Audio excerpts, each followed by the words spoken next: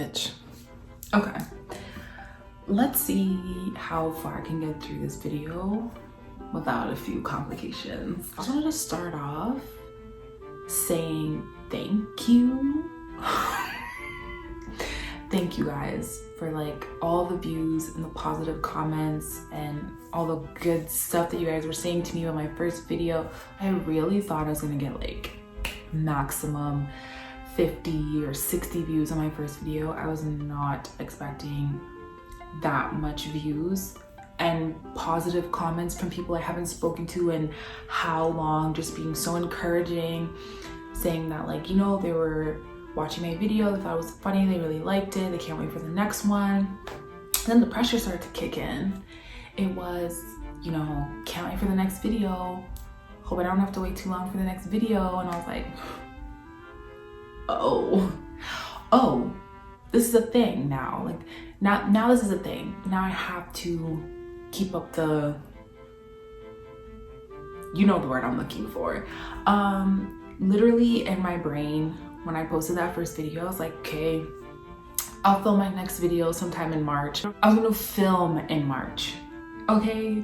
It would have came out sometime in April. So that takes me to why I'm wearing this raggedy ass synthetic wig and a headscarf, because I have straight backs that need to be loved on and no time. So stiff wear, stiff everywhere, but mind yours, okay? We're gonna get into this.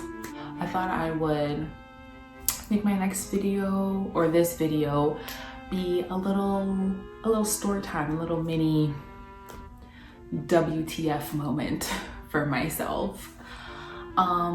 So years ago, I worked at a place that I'm not gonna say the name of. My coworkers were all close to the same age as me. So work was really lit, like, you know, super fun. All had the same like, oh, like what are your motives for the name, blah, blah, blah. I wasn't the only Black person there, but there was like 2 of us, 3 maximum at a time. So yeah, one night, one of the coworkers were like, yeah, I'm having some people over at my house. Like you should come. And I was like, you know what? It's a Friday night. I don't have any other plans. Why not? And somebody else was like, yeah, like Danielle, I'll drive you. And being driven is great when you're driving all the time. It feels amazing to be a passenger. When you go to a motive, you feel like you're being held hostage. No cap. It's either they're ready to leave and you're not ready to leave, you're ready to leave, they're not ready to leave, or the slim chance you guys are ready to leave both at the same time. So I was like, you know what, fine. She lives literally down the street from me. I was like, okay, you drive. So we get to this girl's house and it was a little awkward for me. So there was like drinks on the table, like beers, shots, wine, whatever. And the host had her cousin there, who's around the same age as us as well. So it was like, it wasn't too awkward. So anyways, having a good time, conversation's going. It's not a party, let me clarify. It's not a party, it's a gathering. Okay, we're gathering. There's like 8 of us.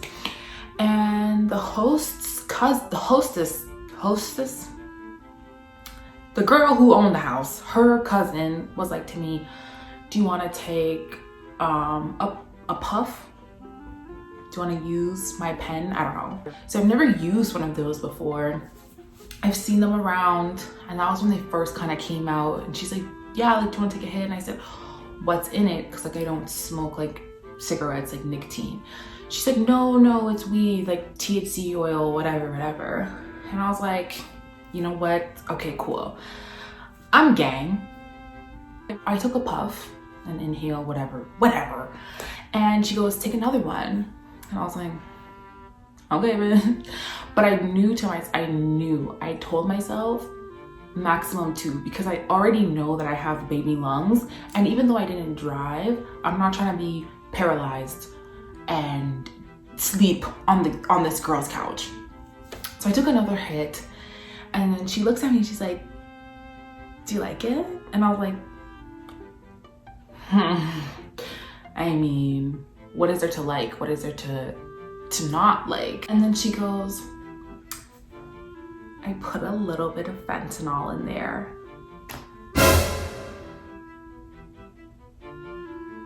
I was like, fentanyl,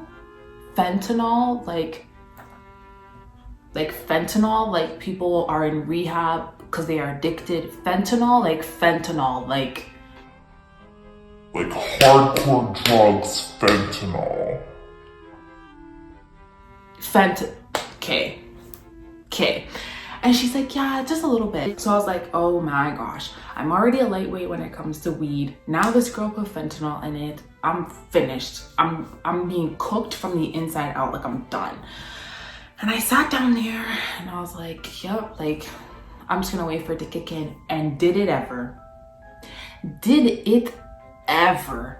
Oh my gosh. You know those commercials when they try and tell you, like they were on TV years ago, but they tell you not to smoke weed and the girls like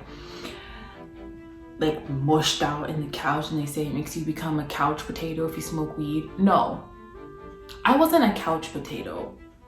I was the couch, okay? I became the couch. Me and the couch were one. We morphed together. We became one, me and this couch. And I'm such an overthinker, like it's stupid. I started overthinking like crazy and I'm just like, oh my gosh. I'm thinking about my mom's gonna be so disappointed. I'm gonna have to go to rehab. I'm gonna become an addict. My teeth are gonna fall out. I'm never gonna be able to have children because I'm gonna ruin my body because this girl gave me fentanyl and I thought it was weed. Those are all the thoughts going through my head. And I was literally sitting there trying to think of people to text to come and pick me up. But it's a Friday night, like everyone's out doing their thing. And I'm like, I need to go home now, please.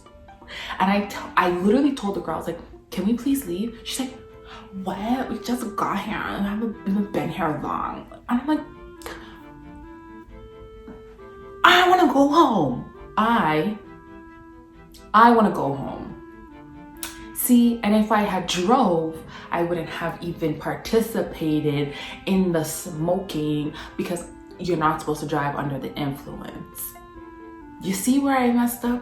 You see where I played myself? Anyways, so we're playing cards and I'll change the people's names, of course, for privacy. So let's say it's me sitting here and across from me, let's name her Amber. She's sitting across from me at the table. And then to my right and to Amber's left is our male coworker, Eddie. And the host's name is Rebecca. Okay? So me and Amber are texting each other and I'm trying to tell her, girl, I'm ready to go. Like I'm not gonna tell you again.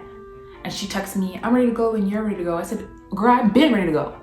I've been ready to go. You're not ready to go. So don't tell me you're ready to go when I'm ready to go because I've been ready to go. And she's telling me how Eddie has feelings for the host, Rebecca. Girl, I'm struggling with these made up names. I even made the names on myself. He has feelings for the host, Rebecca. But Rebecca's not feeling it because Eddie has a girlfriend. So she's telling me all the tea. She's sitting right across from me, mind you, but she's texting me, telling me all the tea. And I'm sitting there like eyes bugging, like, yeah, wow. And then Amber texts me and goes, Eddie says he wants Rebecca to sit on his face. And I was like,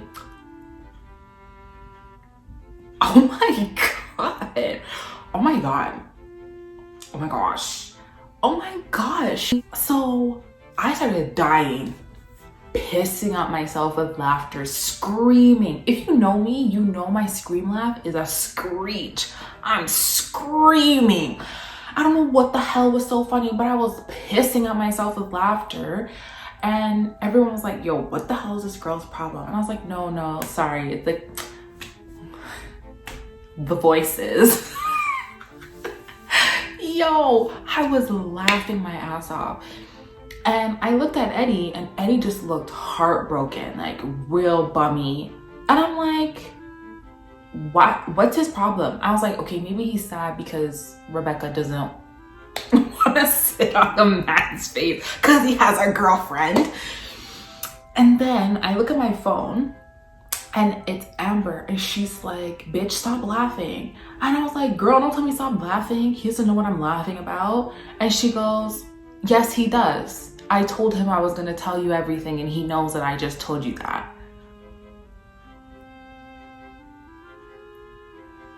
Hello? Why would you not say that at first? I'm here exercising the most discretion I can with this fentanyl swimming in my bloodstream, and you want to tell me this after? Please, girl. So this is your own fault. It's your own fault then. And I'm looking at him, and he's like not making eye contact with me because I was busting up with laughter. And he knew that I was sitting there laughing at him. And I was sitting there and I was like, I looked at her and I said out loud, no text message, I said, now's the time, we need to go. We need to go. And Rebecca, the hostess, was like, but we're still playing games. I literally wanted to tell her, keep the cards. Keep them. I don't want them ever. I'm leaving. I'm going home in your car whether you're in the car or not, girl. So figure it out. They ended up giving me the cards. I went home. I feel like I went home and I slept for 72 hours. And work was awkward as hell the next time I went to work.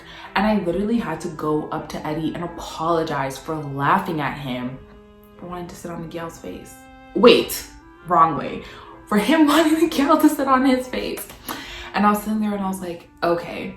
And I, side note, literally spoke to Rebecca. My mouth feels like I said the girl's real name. I'm gonna have to look back at this and make sure I didn't. But I literally spoke to Rebecca and I was like, Miss Mamas, your cousin drugged me. She drugged me. She put fentanyl in the pen. And she was like, yeah.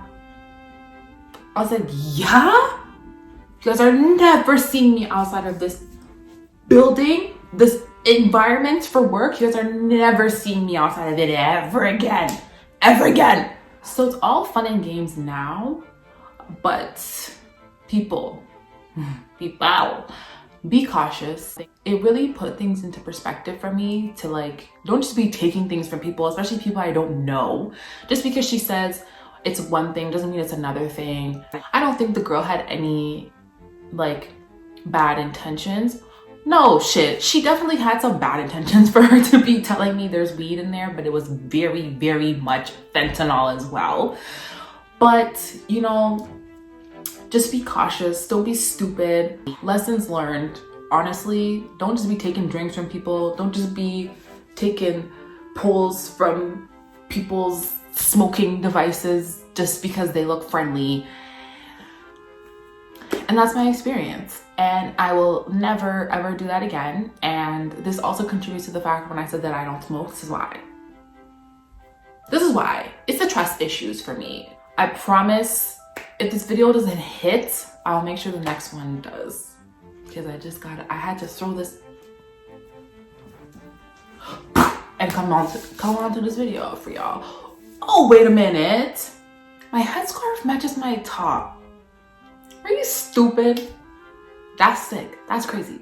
That's crazy. Anyways, bye guys. Hope you enjoyed my story. Don't do drugs, period. But if you do them, be cautious. Goodbye.